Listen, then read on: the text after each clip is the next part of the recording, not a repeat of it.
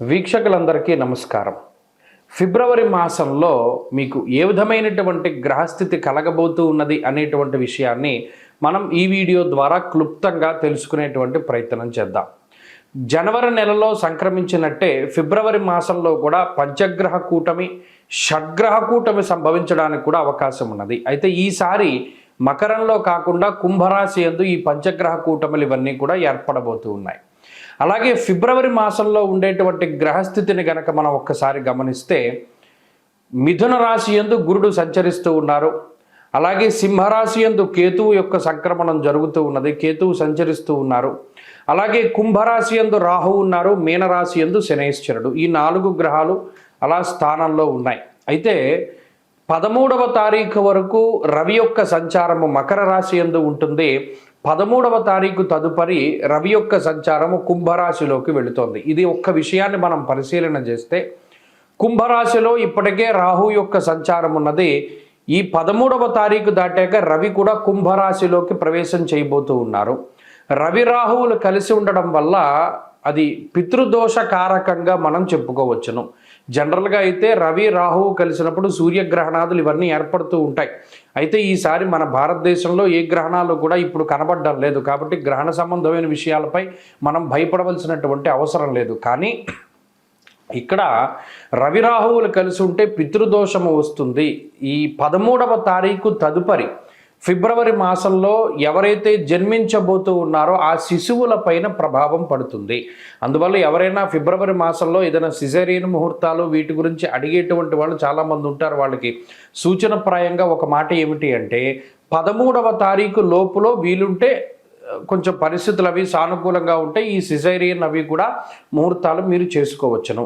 13 దాటిన తర్వాత రవి రాహువుల యొక్క కలయిక వల్ల పితృదోషం అనేటువంటిది ఏర్పడుతూ ఉన్నది. అలాగే ఈ పంచగ్రహ కూటములు, దేశారిష్ట యోగములు ఇవన్నీ ఏర్పడుతున్నాయి కాబట్టి అది కొంత జాతకం మీద ప్రభావాన్ని చూపెడుతుంది. కాబట్టి ఆ విషయాన్ని దృష్టిలో పెట్టుకోవాలి. మరీ కాంప్లికేట్ అయిపోతే మాత్రం అంటే ఈ లోపులోనే చేసేసుకోమని కాదు. ఏమన్నా అవకాశం ఉంటే మీకు అవకాశం ఉంటే 13 లోపులో ఈ సిజేరియన్లు ఇవన్నీ కూడా చేయించుకోవడం ద్వారా పితృదోషాదులు రాకుండా ఉంటాయి. ఇది ఒక ప్రధానమైన విషయం. ఇది మీ ఆరోగ్యాన్ని బట్టి ముందుకు వెళ్ళండి, దీంట్లో ఇబ్బంది ఏం లేదు. ఇంకొకటి ఏంటి అంటే శుక్రబుధులు కూడా కుంభరాశి అందే సంచరించబోతూ ఉన్నారు. అంటే ఇక్కడ 4 గ్రహాలు, రాహుగ్రహము, రవిగ్రహము, శుక్రగ్రహము, బుధగ్రహము, వీటితోటి చంద్రుడు కలిసిన లేదా ఈ మాసం చివరిలోనే కుజుడు కూడా కుంభంలోకి వెళ్ళబోతూ ఉన్నారు. ఈ 5 గ్రహాలు వెరసి చంద్రుడితోటి కలిపి షడ్గ్రహ కూటమి కుంభరాశిలో ఏర్పడబోతూ ఉన్నది. కాబట్టి ఈ గ్రహస్థితి వల్ల ఈ మాసంలో అటు దేశకాలమాన పరిస్థితులు ఎక్కువగా ప్రభావితం చెందబోతూ ఉన్నాయి. దేశారిష్ట యోగం అనేటువంటిది పట్టబోతూ ఉన్నది. ఎందుకంటే అటు కుజరాహువుల యొక్క కలయిక, అలాగే రవి రాహువుల యొక్క కలయిక ఇవన్నీ కూడా దేశారిష్ట యోగాలుగా చెప్పబడ్డాయి. ఈ సందర్భాల్లో ఎక్కువగా అగ్ని ప్రమాదాన్ని సూచించేటువంటి విషయాలు, అలాగే వాయుతత్వ రాశి యందు ఈ గ్రహస్థితి ఏర్పడుతూ ఉన్నది. కాబట్టి అతి వేగంగా వీచేటువంటి గాలుల వల్ల కానీ లేదా గాలి ద్వారా స్ప్రెడ్ అయ్యేటువంటివి ఏమైనా ఉంటే గ్యాస్ ద్వారా వచ్చేటువంటి విపత్తులు లేదా అగ్ని సంబంధమైనటువంటి విపత్తులు, వాయు సంబంధమైనటువంటి విపత్తులు ఏర్పడడానికి అవకాశం ఉంటుంది. కాబట్టి ఈ మాసమందు చాలా జాగ్రత్తగా ఉండడం ఇది దేశారిష్ట యోగం కాబట్టి చెప్పదగినటువంటి సూచన. ఇక ఈ గ్రహస్థితి ద్వారా మీ రాశి ఫలితం ఏ విధంగా ఉందో మనం ఇప్పుడు తెలుసుకుందాం. మిథున రాశి వారికి ఫిబ్రవరి మాసం కొంత మధ్యస్థమైనటువంటి మాసంగానే చెప్పుకోవాలి.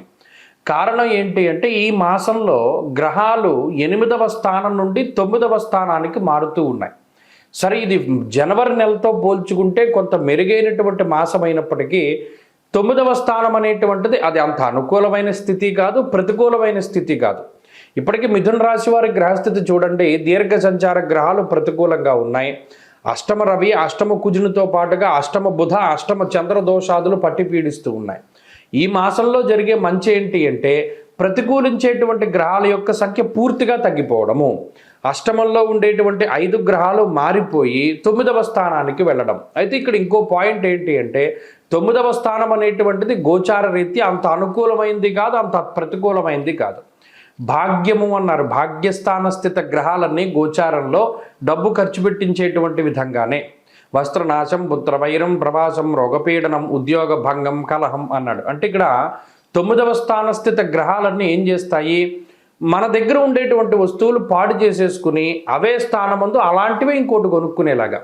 అంటే ఉదాహరణకి మీ దగ్గర బండి ఉంది, సరే ఆ బండి మీద వెళుతూ ఉన్నారు, అది రిపేర్ రావడమో లేదా అది పాడైపోవడమో దాని మీద డబ్బు పెట్టవలసి రావడం. ఇక్కడ కొత్త వస్తువులు కొనడానికి డబ్బు ఖర్చు పెట్టేటువంటి పరిస్థితులు లేవు.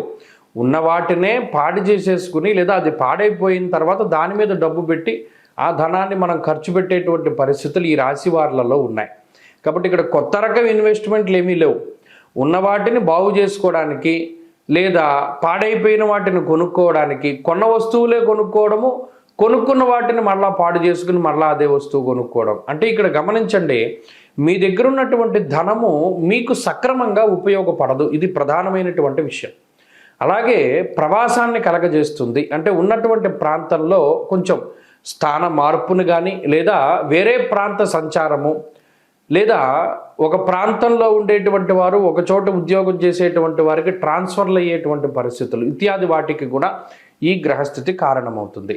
అంతేకాక కుటుంబ సభ్యులతో విభేదాన్ని ఈ గ్రహస్థితి ఎక్కువగా సూచిస్తుంది. అంటే మీరు పలానాది ఈ పని మంచిది మనం ఎలా చేద్దామని మీరు చెప్పినప్పటికీ ఆ కుటుంబ సభ్యులు దాన్ని వ్యతిరేకిస్తూ ఉంటారు. అబ్బాయి మేము ఎలా చేయదలుచుకోవట్లేదు, మేము మీతో ఏకీభవించాం అని మొహం మీదే చెప్తూ ఉంటారు. అది ఒకంత ఇబ్బందిని కలగజేస్తుంది. కాబట్టి ఈ రకమైనటువంటివి ఈ మాసంలో ఎక్కువ జరుగుతాయి. మీకటు ఆర్థిక లోటు లేదు కానీ ఖర్చు ఎక్కువగా ఉంటుంది. అది అనవసరమైనటువంటి వాటికి ఖర్చు పెడతారు కాబట్టి ఒకంత జాగ్రత్తగా ఉండడం చెప్పదగినటువంటి సూచన. రెండవ విషయం, మనస్పర్ధలు ఎక్కువగా వస్తూ ఉంటాయి. అది జీవిత భాగస్వామితోటి కానీ, సంతానంతో కానీ, లేదా కుటుంబ సభ్యులతోటి కానీ, బంధువులతోటి కానీ, మిత్రులతోటి కానీ, మీరు పనిచేసేటువంటి ప్రాంతంలో యజమానులతోటి కానీ, తోటి ఉద్యోగస్తులతోటి కానీ మనస్తత్వ భేదాలు ఎక్కువగా వస్తూ ఉంటాయి.